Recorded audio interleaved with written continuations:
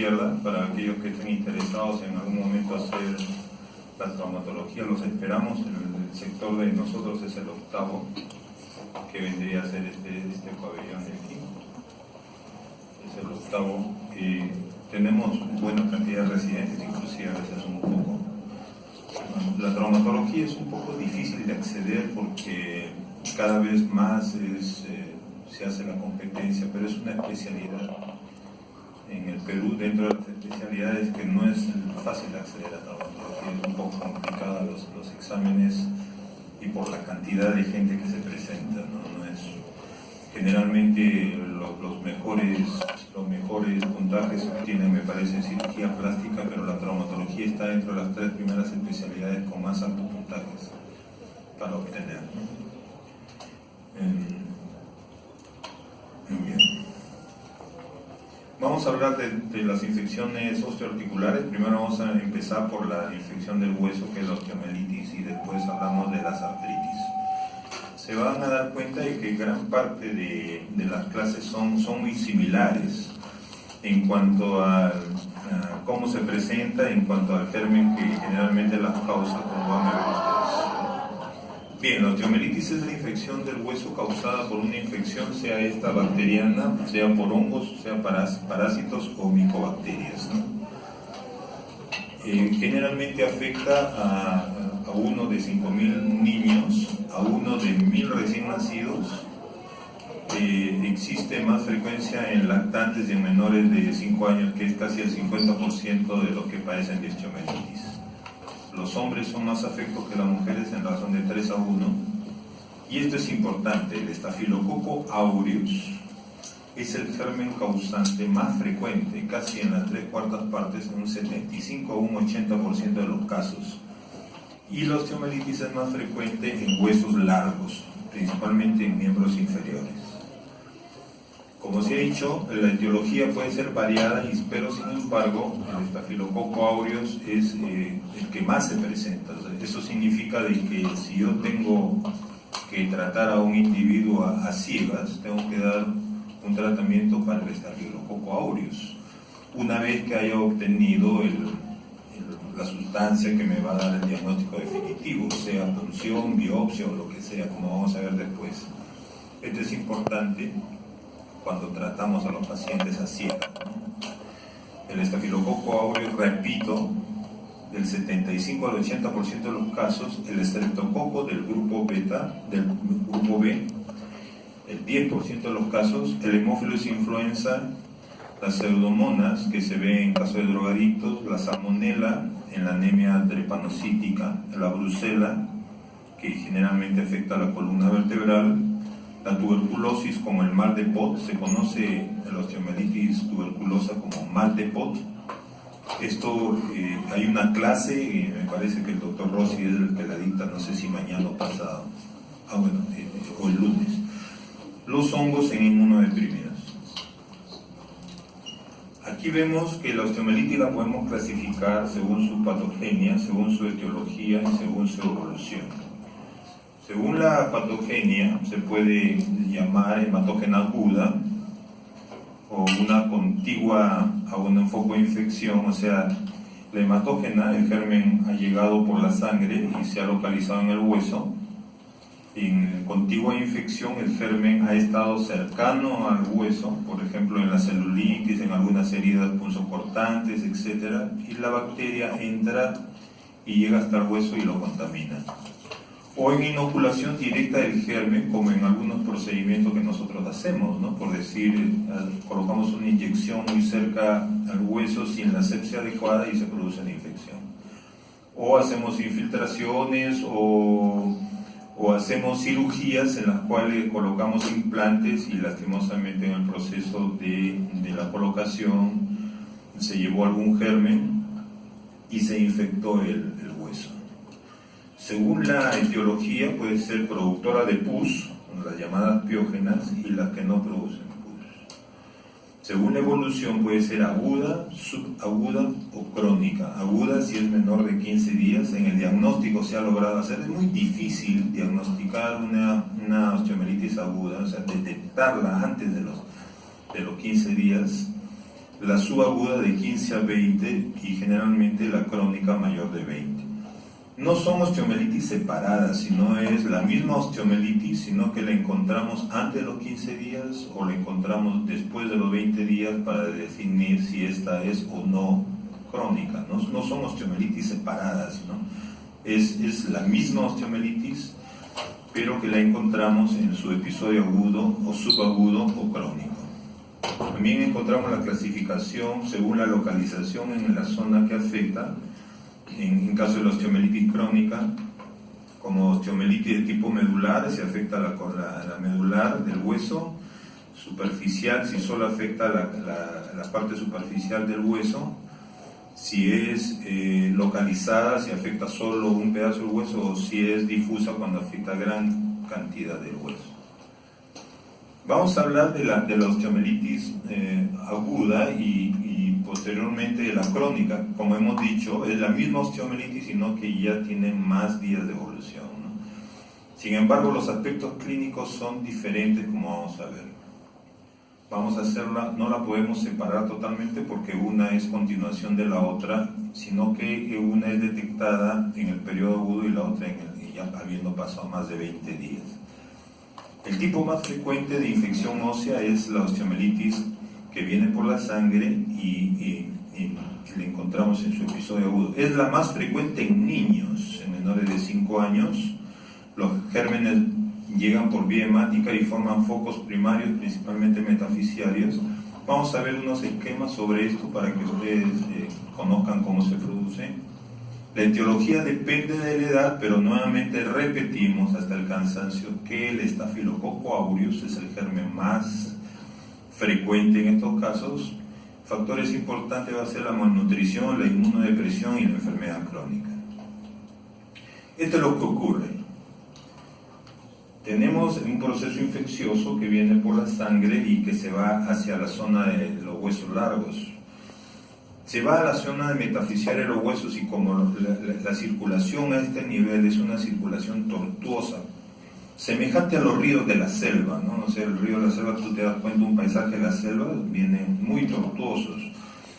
Y en este caso, con los que han tenido la posibilidad de viajar en estos ríos, se dan cuenta que la parte central, el flujo de la corriente es más rápida de aquellas que están en la zona periféricas, en las curvas. Entonces, en las curvas se forma un remanso, como si fuera una especie de piscinita, y eso también ocurre en los vasos sanguíneos, de tal manera que si el germen entra por la vía hematógena, encuentra un lugar donde establecerse y colonizar. A este nivel también hay una disminución de la fagocitosis. Esto produce que el germen se adhiera al hueso posteriormente y se comience a multiplicar, produciendo la infección llamada osteomielitis.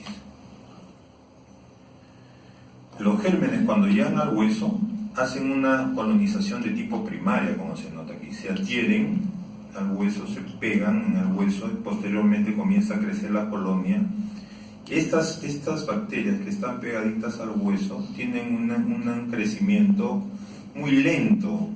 En cambio, estas bacterias que ya quedan en la zona llamada flotante, le pudiera decir, en la zona externa, tienen un rápido crecimiento. Esto va a ser importante posteriormente porque en la zona que está en la periferia, como tienen un metabolismo más rápido, pueden ser afectas de los antibióticos que nosotros damos a los pacientes, pero como las bacterias que están pegaditas a la superficie tienen un crecimiento muy lento, el antibiótico muchas veces no les hace efecto. En esto radica la explicación por qué es que la osteomielitis es un dolor de cabeza para todos los traumatólogos. Nosotros quisiéramos tener fracturas difíciles, manejar fracturas complejas, pero manejar una osteomielitis es realmente a veces es una frustración, porque haces un montón de procedimientos con la intención de retirar la osteomielitis, de curar la osteomielitis, y es muy difícil que el paciente cure. La única posibilidad que tenemos para que curarla totalmente es retirar en la totalidad del hueso afectado y reemplazarlo con otro, pero eso inclusive tampoco garantiza esa situación. Así que para el médico traumatólogo manejar una osteomielitis es realmente frustrante, debido muchas veces a que estas bacterias que tienen un crecimiento muy lento se ríen de los antibióticos que uno les da. Entonces necesitamos de procedimientos quirúrgicos para retirarlas y a veces no la retiramos toda y sigue la multiplicación. Esto es lo que ocurre después. Una vez que la bacteria ha llegado a estos remansos en los capilares, se produce un absceso que llamamos absceso metafisiario, lo que mostramos aquí. El absceso metafisiario puede tener diferentes vías. Aquí el absceso está tratando de buscar una salida, porque el organismo no puede tener un problema infeccioso dentro, no puede tener pus adentro. Trata de formarse unos canales con la intención de que esto llegue a la superficie y salga al exterior, porque esa es la naturaleza, la evolución natural de estos problemas. Se ha producido el absceso metafisiario, esto ha producido canales, esto ha llegado a la superficie del hueso, pero se ha encontrado con el periósteo, y como el periósteo es bastante grueso en los niños, resbala por el periósteo y lo diseca. Logra separar el periósteo de la cortical y se forma este absceso que nosotros vamos a llamar absceso por debajo del periósteo, absceso subperióstico, como dice acá. Una vez que esto logra romper y contamina las partes blandas y produce el absceso de los tejidos blandos, y a esto le conocemos como fístula, porque es un tubo que comunica el interior con el exterior, donde hay drenaje de pus. Pero también puede seguir otro camino, puede seguir disecando la pus en su intento de salir del exterior y formar una isla, como se ve acá, ¿no? Esta es una isla, quedó separada este hueso. Al separarse nosotros llamamos secuestrado este pedazo de hueso. Entonces este hueso ya está flotando, está nadando, se ha separado de la integridad del hueso, y definitivamente que al estar separado ya no tiene cómo nutrirse. Entonces este hueso va a empezar a morir, y a esto nosotros le llamamos secuestro. Ocurre una necrosis ósea vascular porque ya no hay circulación a este nivel, porque ya la sangre ya no puede llegar a este nivel porque está rodeado de pus, es como una isla, y a eso llamamos secuestro. Ojo con esto porque estos nombrecitos es probable que se pueda preguntar en el examen. Entonces tenemos un secuestro. Ahora, el periósteo muchas veces se pone reacio a ser penetrado, porque en los niños el periósteo es bastante grueso, no es como en el adulto que tiene un periósteo delgadito. Y el periósteo dice, aquí está pasando algo, entonces voy a formar hueso como solución a este problema, porque yo debo estar en contacto con hueso, y comienza a formar este hueso que se nota aquí en esta imagen, ¿no? A esto le llamamos involucro, ¿no? Neoformación ósea, involucro. Ojo con los términos. El secuestro, el involucro, que es un hueso nuevo formado a partir del periósteo debido a que hubo el absceso subperióstico. A toda esta situación se llama osteomielitis crónica, y se ve aquí como en este de aquí, ¿no? Puede haber infección de la cavidad medular porque el absceso metafisiario llega hasta la zona medular, como se ve aquí, y la contamina, ¿no? Todo esto es el pasaje de la hematógena aguda a la crónica. ¿Se ven cómo no puedo diferenciarlo? Yo no sé si esto es parte el absceso metafisiario, puede ser parte de la osteomielitis aguda, pero ya las imágenes, cuando vemos secuestros, cuando vemos involucro, cuando hay fístulas, ya viene a ser osteomielitis crónica. Bien, nuevamente tengo la bacteriemia, hay proliferación bacteriana en la metáfisis, como hemos dicho, debido a que los vasos son tortuosos, se produce un absceso metafisiario, puede haber trombosis de los vasos, se origina secuestro, hay aumento de la presión intramedular que produce isquemia ósea, lo cual lleva a secuestro también. El secuestro origina involucro y hay osteomielitis crónica. Pero en menores de 18 meses, puede también haber no solo infección de la metáfisis, sino de la epífisis, de la zona ya de los extremos del hueso. ¿Y eso qué lleva? La epífisis, en realidad, de la mayor parte de los huesos largos, las zonas epifisiarias son zonas articulares. Entonces, si llega la infección a la epífisis, puede esta infección vaciarse a la articulación y producir infección también de la articulación. Entonces, tengo un absceso intraarticular y eso ya vendría a ser una artritis con bacterias. Entonces, en los niños menores de 18 años, ojo, puede haber lo que se llama artromielitis, o sea, la combinación de una osteomielitis más una artritis se conoce como artromielitis. Para menores de 18 meses, como se ve aquí en el esquema, miren, el absceso metafisiario afecta a la zona epifisiaria puede hacer drenaje y se mete en la articulación. No en todas las epífisis, vamos a ver después que hay algunas epífisis que son más frecuentes de presentar esto. Ojo, en niños menores de 18 meses puede haber el diagnóstico de una artromielitis. Esto ya lo vamos a revisar. Miren, estas son las principales localizaciones de la osteomielitis. Afecta a las zonas alrededor de la rodilla, como una forma de saberlo más rápidamente. Que está en la rodilla, la metáfisis distal del fémur, y está la metáfisis proximal de la tibia. Después viene la metáfisis proximal del fémur, la zona proximal, o sea, en la cadera.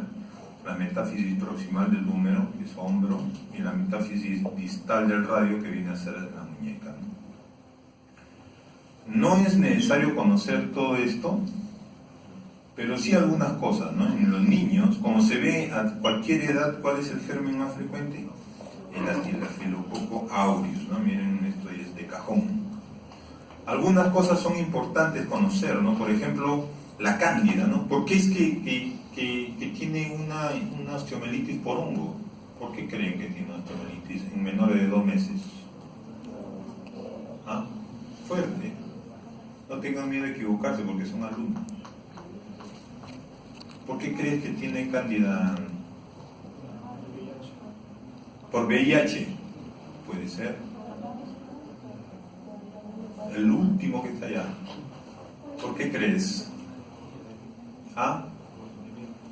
Puede ser por inmunosupresión. Sí, a veces no hay inmunosupresión, pero los recién nacidos vienen con anticuerpos de la mami, ¿no? A veces, ¿no? Generalmente casi todos. ¿Por quién? A ver. Porque quizá ha sido transmitido por el canal de parto. Claro, por eso, ¿no? Esa es la razón, ¿no? Como tiene que nacer, claro, es muy difícil que tengamos cándida en uno que haya sido por cesárea, ¿no? Porque no ha pasado el canal.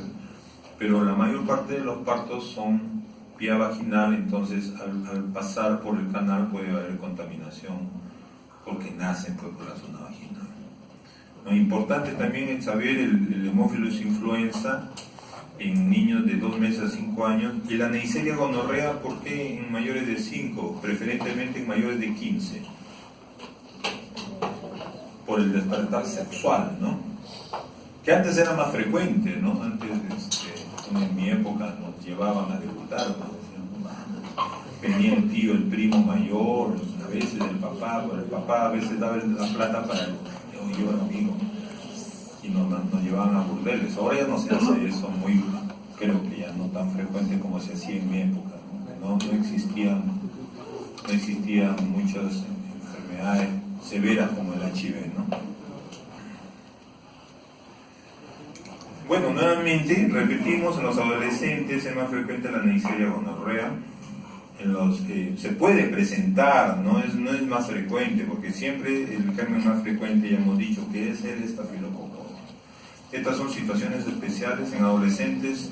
De todas maneras, ver la posibilidad de que se presente la Neisseria gonorrea en anemia de células falciformes, la salmonela, en niños inmunodeficientes, hongos, parásitos, micobacterias. La respuesta que me dieron de inmunodeficiencia no está errada, por si acaso, pero es más frecuente la del parto, la de contaminación por el vía vaginal.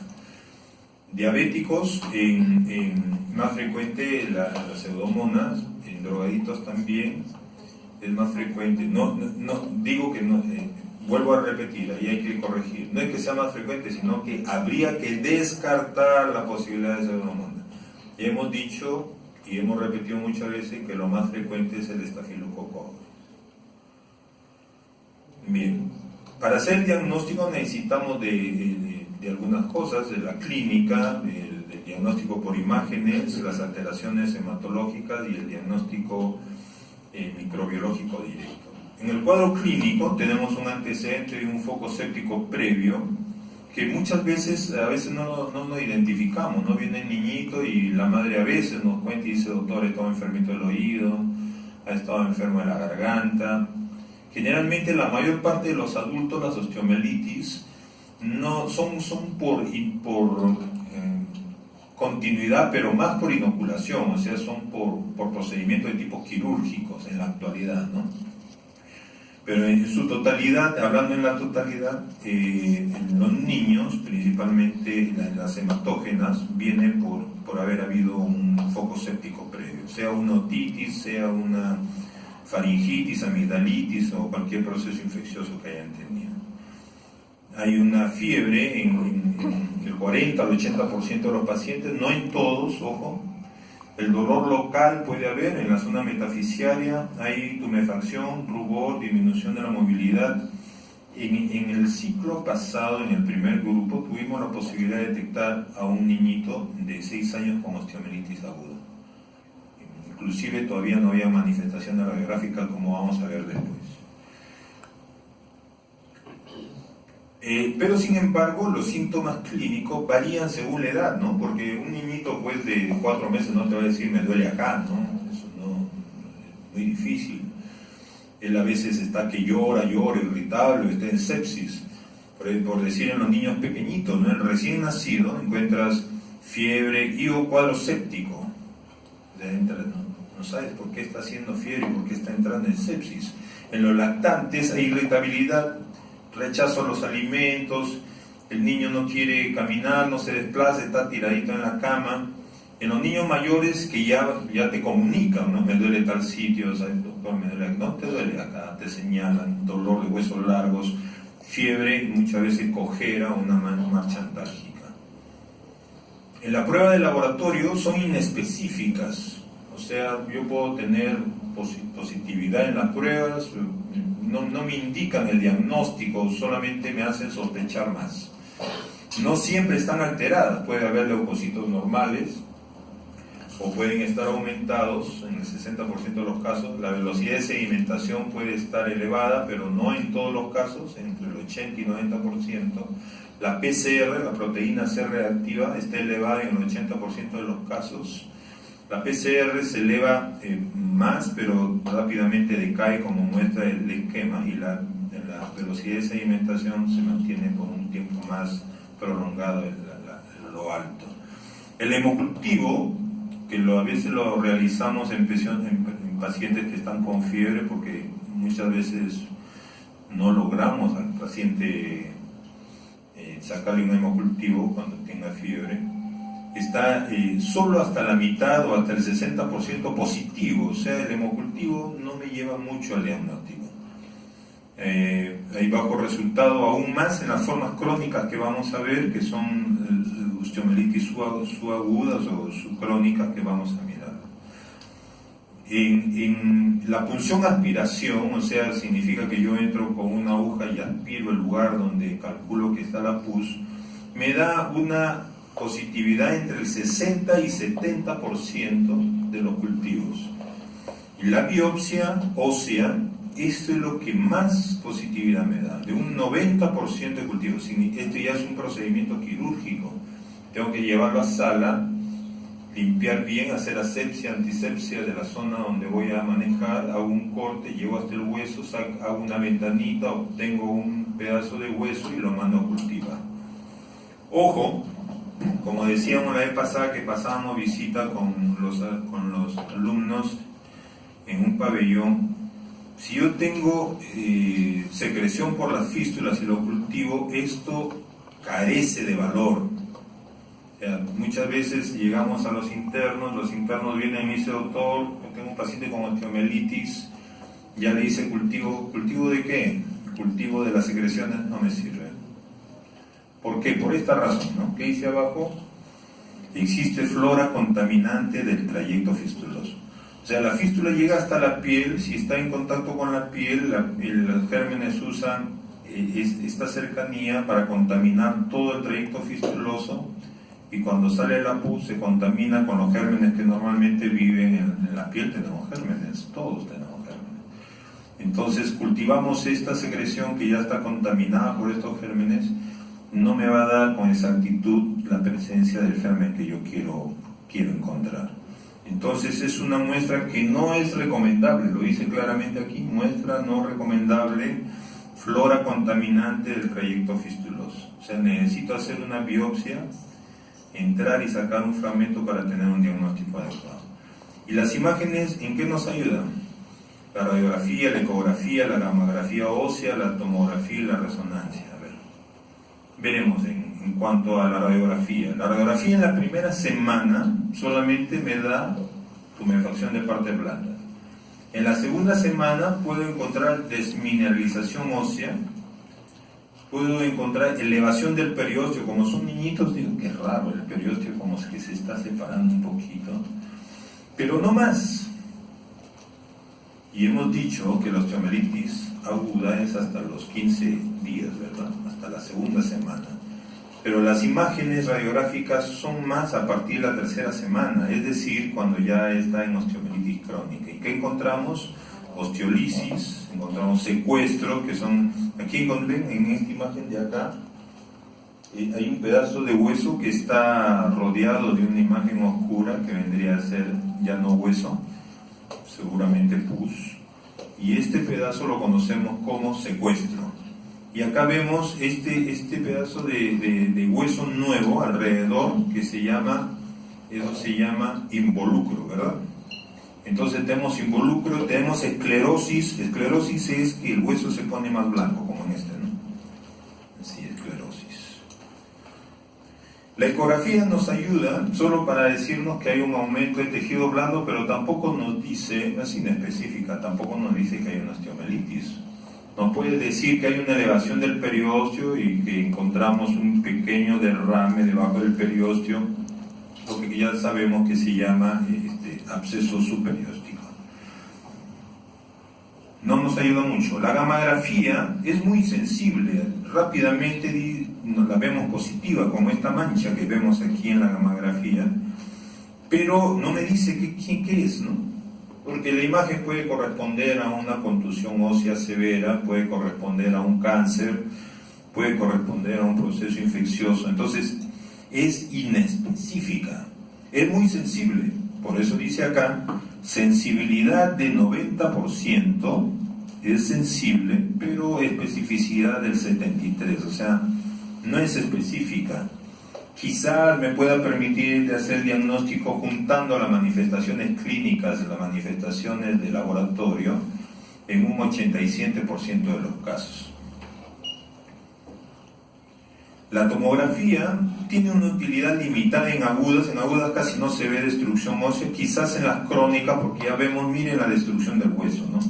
Esta zona del hueso ya no existe, se nota como que alguien lo ha comido. Entonces esta es una osteomielitis, nos demuestra exactamente la destrucción del hueso y el secuestro.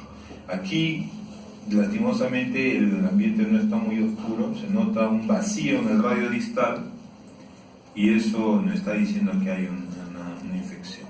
La resonancia me sirve pero para huesos que están profundos, ¿no? Porque aquellos huesos que están superficiales pueden ser fácilmente diagnosticados con otro tipo o sospechados, principalmente con el diagnóstico total con la biopsia, porque es muy cercano, pero me permite ver si existe compromiso de partes blandas para la resonancia y para huesos que están en la profundidad. Tiene una excelente resolución, también es inespecífica, ¿no? O sea, no me dice, bueno, tiene osteomielitis y cuál es su germen causal, bueno, tampoco me dice eso, ¿no? tiene una sensibilidad de 82 hasta el 100%, pero una especificidad que puede ser baja. A veces puede hablar sobre cuestiones ya de infecciones de tipo micobacterias. Bueno, eso sí, yo puedo decir, ¿saben que tiene un mal de pote? Esto es una tuberculosis. Bueno, en ese caso sí pudiera acercarse al 100% casi del diagnóstico. Bueno, la tomografía y la resonancia pueden revelar edema, daño medular, reacción periostal, destrucción cortical, etc. Aquí vemos, por ejemplo, una radiografía, ¿no? La radiografía no nos muestra nada, está normal, y sin embargo acá vemos ya colecciones, aquí vemos algún tipo de problema a nivel de la articulación tibio-astragalina, donde hay un derrame en la zona posterior, ¿no? Entonces, ¿por qué se está produciendo? No nos dice tampoco qué cosa, si es por la infección o no, solamente nos dice que es derrame. Acá se ve cierto proceso de tipo inflamatorio, aquí casi no, aquí se ve con mayor objetividad, ¿no?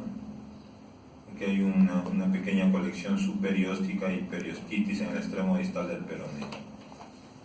Ahora, una vez que ya tenemos el estudio de la osteomielitis, ¿cómo llegamos al diagnóstico?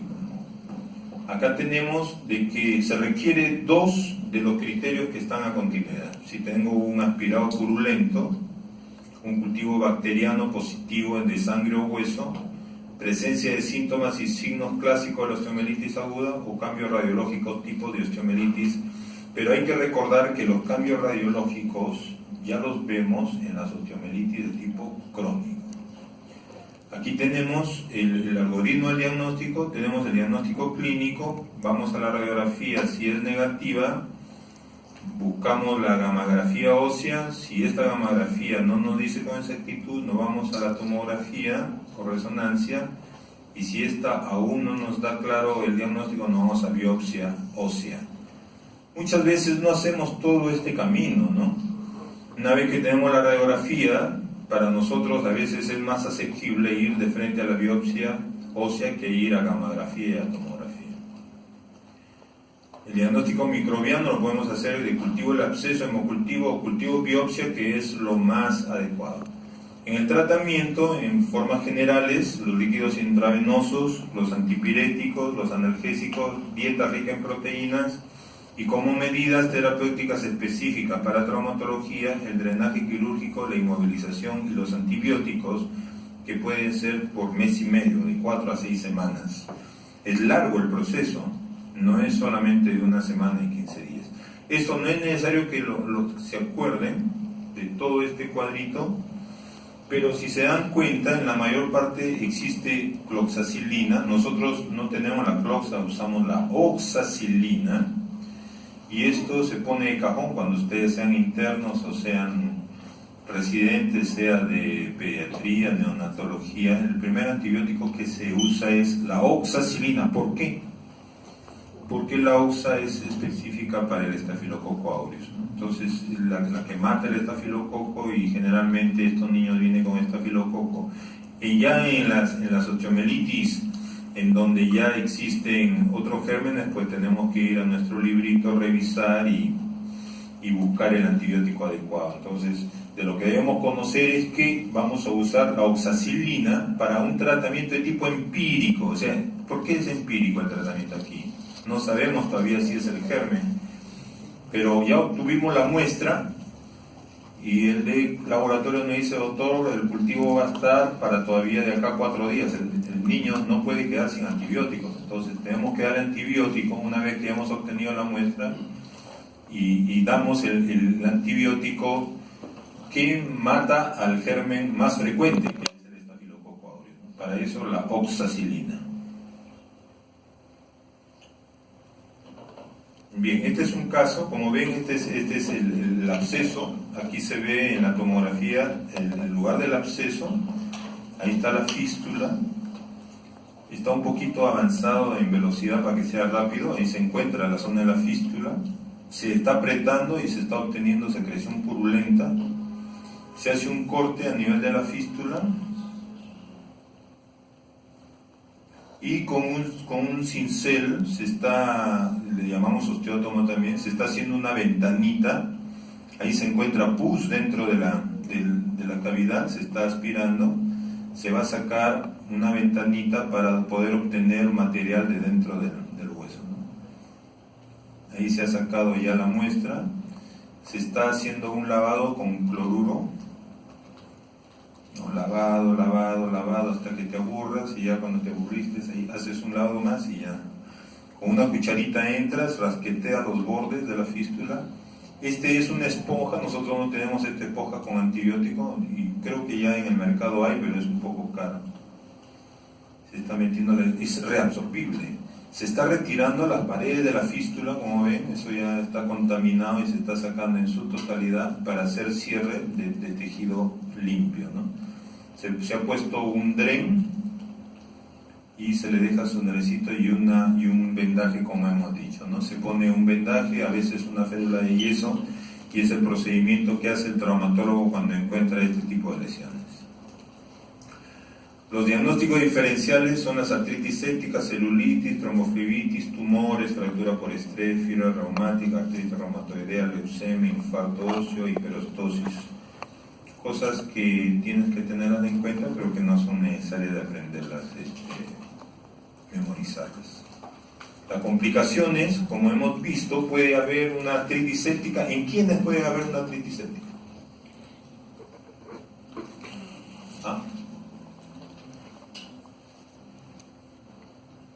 A ver, para fastidiarles el joven que está allá,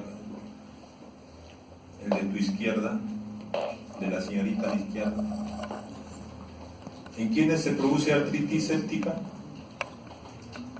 Ya con eso ya él se asusta, elimina un poco de adrenalina y se le pasa el sueño un poquito. ¿Sí? Y no sé, pues, porque no vas a saber que estás durmiendo. A ver, ¿por qué produciría? ¿Por qué se produciría artritis séptica en un niño? Lo hemos dicho hace un rato, pues hubieran perdido un punto. ¿En quiénes?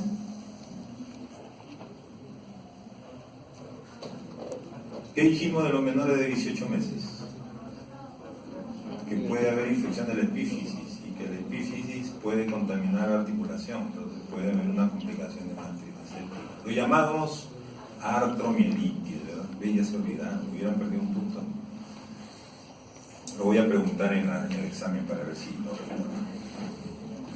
Una embolia séptica, endocarditis bacteriana, meningitis, las tardías, la osteomielitis crónica, que no le hemos podido separar claramente de la aguda, ¿no? Porque es a continuación, ¿no? Estamos viendo las imágenes radiográficas de una aguda con una crónica mezcladitas, pero hemos hecho la diferenciación. Pueden producirse fracturas. ¿Por qué se producirían fracturas?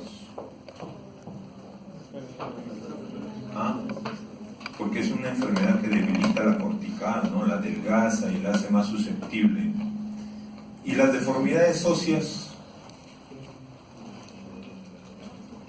tendría un niño que hace un varo. ¿Por qué haría el varo? El niño no es un adulto chiquito, ¿no? Ya hemos dicho la época, creo. El niño es un niño, es muy parecido a nosotros, pero tiene unas características especiales, que son, tiene un lugar por donde los huesos crecen. Entonces, si esta osteomielitis afecta el lugar de la línea de crecimiento, uno de los lados va a crecer normal y el otro no, entonces se va a comenzar a arquear el hueso. Por eso se producen deformaciones o alteraciones del crecimiento, como lo dicen en el slide. Hay algunas formas especiales que llamamos osteomielitis subagudas, que a veces la vemos, ¿no? Porque se pueden encontrar en jóvenes fuertes, robustos, en los cuales la osteomielitis no ha hecho mella porque son fuertes, bien alimentados, han tenido tratamiento de antibióticos y han descabezado a la infección. Estas son tres, vamos a ver un slide para cada uno. Generalmente son causados por gérmenes que no son muy fuertes, no son muy agresivos. El absceso de Brody, la osteomielitis esclerosante de Garré y la osteomielitis albuminosa de Olier.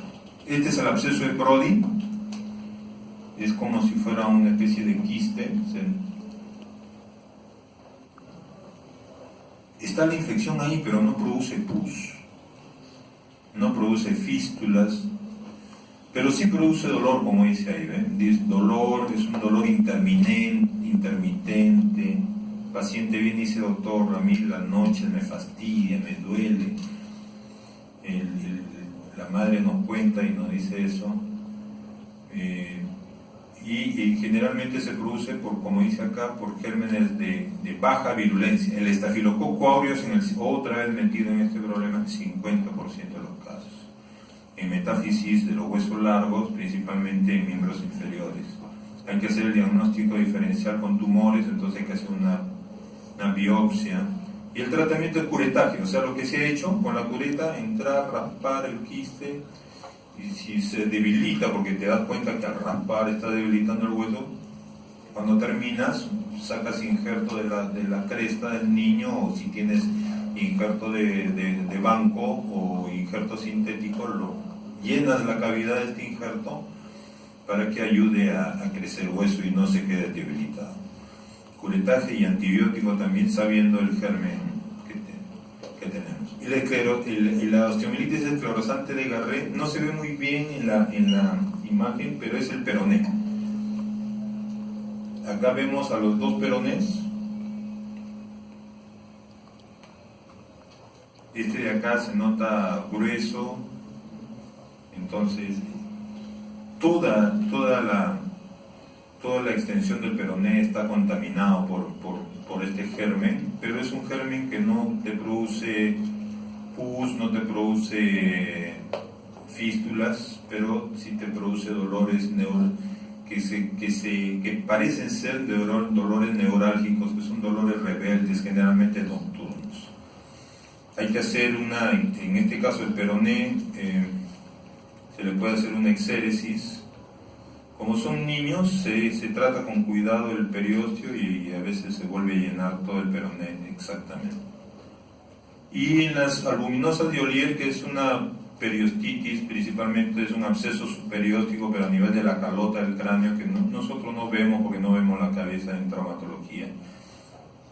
Pero como es una osteomielitis crónica, subaguda, tenemos que decirlo, tiene un contenido amarillo filante. La clínica es mínima, se hace un corretaje y antibiótico. Muy bien. ¿Hasta aquí alguna pregunta?